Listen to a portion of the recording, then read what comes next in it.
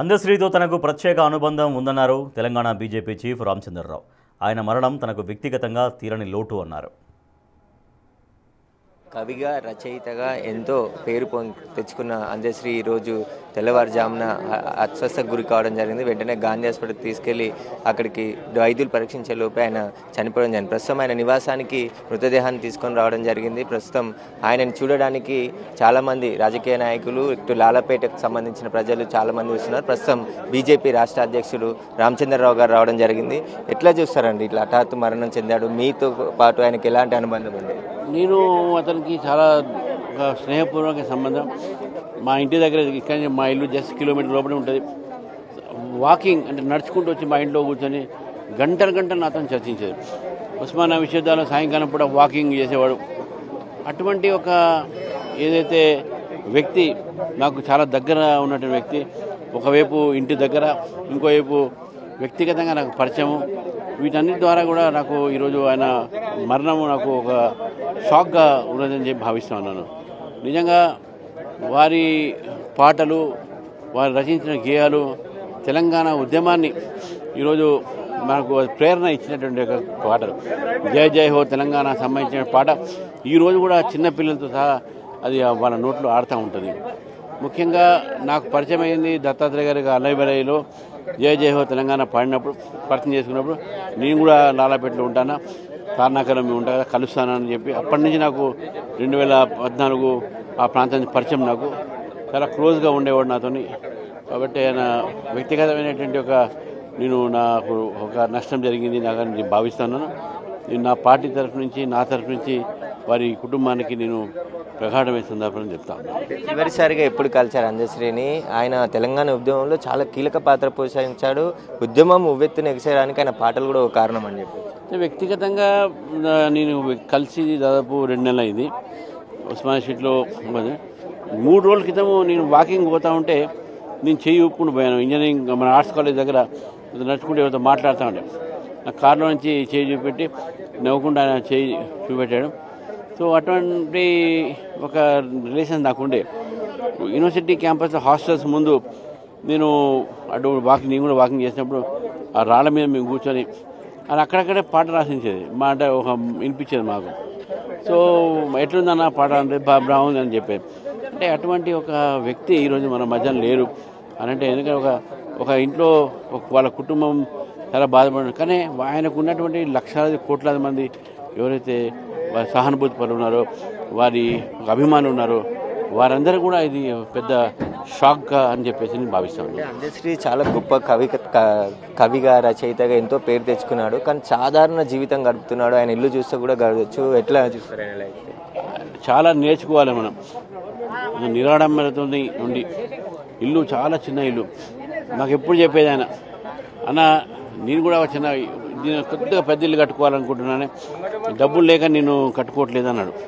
అంటే అన్నా అప్పుడు అంటే నేను సహాయం కావాలంటే చూసానా ప్రభుత్వాలు ఏదంటే నాకు ఎవ్వరు సహాయం అవసరం లేదన్నా, నాకు ఉన్నది చాలా సంతోషంగా ఉన్నాను.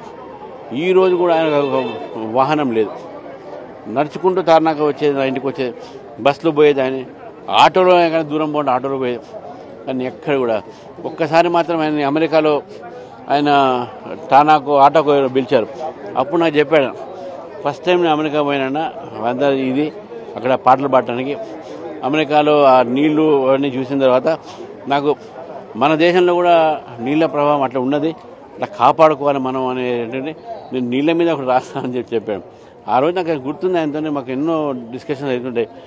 కాకతీయ యూనివర్సిటీ డాక్టరేట్ చేయడం, అనేకమైనటువంటి ఒక పదవులను అందుకోవడం అనేది, అది అవార్డ్స్ అందుకోవడం అనేది నిజంగా జీవన సాక్రిఫైస్. ఫార్మల్ ఎడ్యుకేషన్ కూడా లేదు.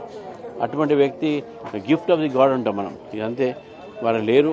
అందరికీ కూడా మా అందరికీ కూడా ఈరోజు చాలా చింతిస్తూ ఉన్నాం. అయితే అందరూ కూడా ఇప్పుడు ప్రతి ఒక్కరు నివాసానికి చేరుకుంటున్నారు.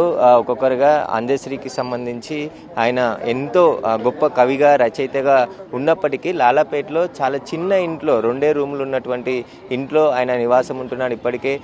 ఈ మధ్యనే ప్రభుత్వం ఆయనకి పురస్కారం కూడా అందించడం జరిగింది, ₹1,00,00,000. దానికి సంబంధించి కూడా ఆయన గట్కేసర్లో కొత్త నివాసాన్ని కట్టుకుంటున్న క్రమంలోనే ఇలా హఠాత్తుగా మృతి చెందడంతో ఇక్కడ బస్తీ వాసులు మొత్తం తెలంగాణ వ్యాప్తంగా కూడా విషాదంలో మునిగిపోయిందని చెప్పొచ్చు. మంచి కవి రచయితను కోల్పోయిందంటూ కూడా ప్రతి ఒక్కరు కూడా ఆయనకి నివాళులు అర్పించేందుకు లాలపేటకు వస్తున్నారు. ఈరోజు సాయంత్రం వరకు కూడా లాలపేటలోనే ఆయన నివాసం వద్దనే పార్థివ దేహాన్ని ఉంచి రేపు అంటే గట్కేసర్లోని ఎన్ఎఫ్సి దగ్గరికి తీసుకెళ్లి అక్కడ అధికారిక లాంఛనాలతో ఆయన అంత్యక్రియలు నిర్వహిస్తారని చెప్పేసి కూడా ఇప్పుడే చెప్తున్నారు. ఖచ్చితంగా ప్రభుత్వం కూడా ఆయన అంత్యక్రియలకు సంబంధించి అన్ని ఏర్పాట్లు కూడా చేస్తుంది. ఇటు లాలపేటలో ఆయన ఇక్కడే నివాసం ఉండేది. గత కొన్ని సంవత్సరాల నుంచి లాలపేట ప్రజలతో అనేక అనుబంధం ఉండేది.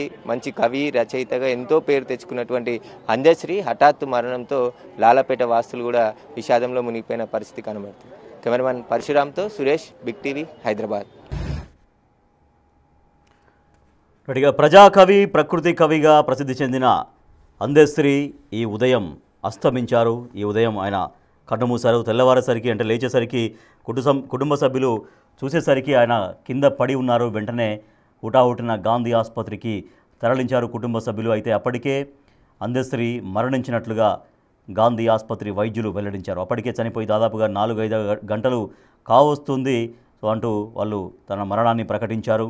అయితే అందశ్రీ ఎన్నో అద్భుతమైన పాటలు రాశారు. తెలంగాణ సాహిత్యంతో పాటుగా ప్రతి ఒక్కరిని కూడా ఆకట్టుకునే విధంగా ఎన్నెన్నో అద్భుతమైన పాటలు రాశారు అందశ్రీ మరణించారు అని ఒక్కసారిగా ఈ ఉదయం వార్త తెలిసేసరికి అందరూ ఒక్కసారిగా దిగ్భ్రాంతికి లోనయ్యారు.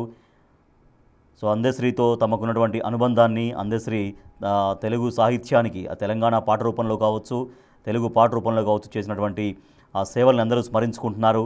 అందశ్రీతో వాళ్ళకు ఉన్నటువంటి వ్యక్తిగత అనుబంధాన్ని గుర్తు చేసుకుంటున్నారు. జయ జయ హే తెలంగాణ అనేది ఉద్యమ గీతం. తర్వాత తెలంగాణ ఉద్యమ సమయంలో జై బోలో తెలంగాణ అంటూ సాగే పాట ఎంతోమందిని తెలంగాణ ఉద్యమానికి మరింతగా దగ్గర చేసింది. ఇక చూడా చక్కాని తల్లి, చుక్కల్లో జాబిల్లి, నవ్వుల్లో నాగామల్లి, మాపల్లె పాలవెల్లి అంటూ రాసినటువంటి పాట కావచ్చు, మాయమైపోతున్నడమ్మ మనిషన్నవాడు, మత్సుకైనా లేడు చూడు, మానవత్వం ఉన్నవాడంటూ సాగేటువంటి పాటలు ఎంతోమంది అభిమానుల్ని సంపాదించి పెట్టాయి అందశ్రీకి.